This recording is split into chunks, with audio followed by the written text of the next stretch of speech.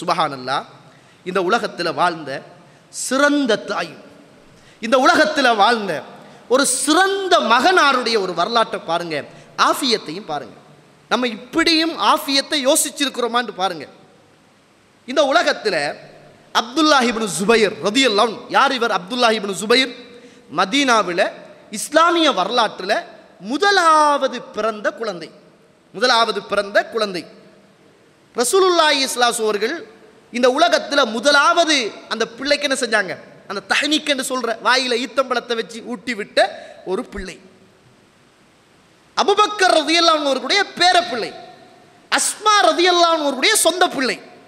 இந்த அப்துல்லாஹ் இப்னு ஜுபைர் ரலியல்லாஹு அன்ஹு அவர்கள் கொல்லப்படுறதுக்கு 10 நாளைக்கு முதல், மௌத்தாகிறதுக்கு கொல்லப்படுறதுக்கு 10 நாளைக்கு முதல் அப்படியே என்ன செய்யறாருன்னா, தகல்து அன வ அப்துல்லாஹ் இப்னு ஜுபைர் அலா அஸ்மா, உம்மாட வீட்டுக்குள்ள வாரார். அப்துல்லாஹ் இப்னு ஜுபைர் வாராங்க.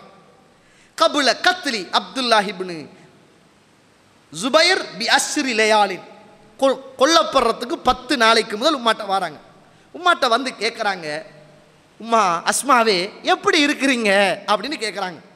உம்மா சொல்கிறாங்க, மகன் வலியோடு இருக்கிறேன், நோயோடு இருக்கிறேன் வாப்பா அப்படின்னு சொல்கிறாங்க.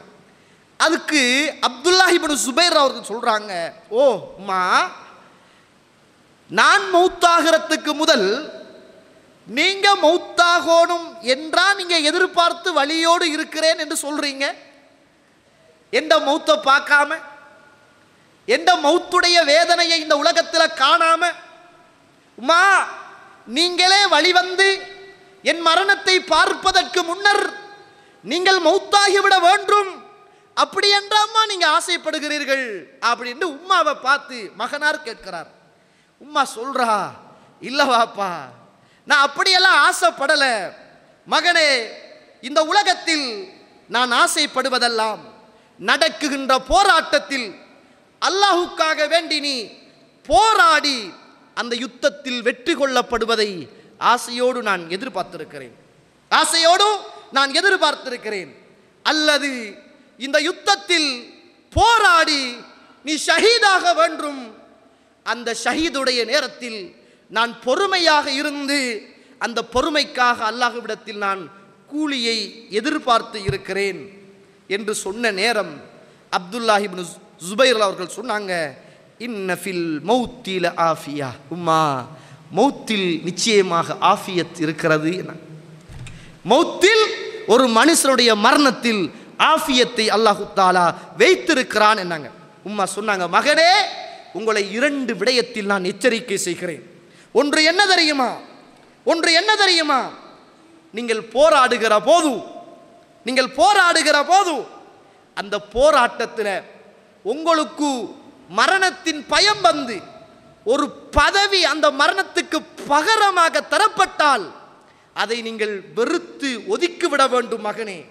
மகனே இந்த உலகத்தில் நீங்க ஷஹீதாகிற ஒரு கட்டம் வந்தால் அந்த ஷஹீதை நீங்கள் சந்தோஷமாக ஏற்றுக்கொள்ள வேண்டும் என்ற செய்தியை தாய் அந்த நேரத்தில் அந்த மகனுக்கு எச்சரித்த வரலாறை நானும் நீங்களும் ஹதீதுகளிலே பார்க்கிறோம். கண்ணியத்துக்குரிய இஸ்லாமிய உறவுகளே, அல்லாஹ்வுடைய நல்லடியார்களே, சுபஹானல்லாஹ், என்ன தாயும் என்ன மகனும் அந்த நேரத்தில் உம்மா நான் நோயோடு இருக்கிறேன் என்று சொன்ன நேரம் அந்த தாய்க்கு அந்த மகன் சொன்ன வார்த்தை, இன்ன ஃபில் மௌத்தில ஆஃபியா, அல்லாஹு தஆலா மௌத்தில் ஒரு ஆஃபியத்தை வைத்திருக்கிறார். மௌத்துல என்னதான் ஆஃபியத் இருக்குது? மௌத்துல என்ன ஆஃபியத் இருக்குது தோழர்களே? மௌத்து என்பது சக்ராத்து நிறைந்தது, மௌத்து என்பது துயரம் நிறைந்தது, மௌத்து என்பது பிரிவை கண்டது, மௌத்து என்பது வலியை கண்டது. ஆனால் மூமின்களுக்கு மௌத்துத்தான் ராஹத் என்பதை ரசூலுல்லாஹி ஸல்லல்லாஹு அலைஹி சொல்றாங்க. மூமின்களுக்கு மௌத்துத்தான் ஆஃபியத் என்பதையும் ரசூலுல்லாஹி ஸல்லல்லாஹு அலைஹி வஸல்லம் அவர்கள் சொல்லித் தருவதை நானும் நீங்களும் பார்க்க முடியும்.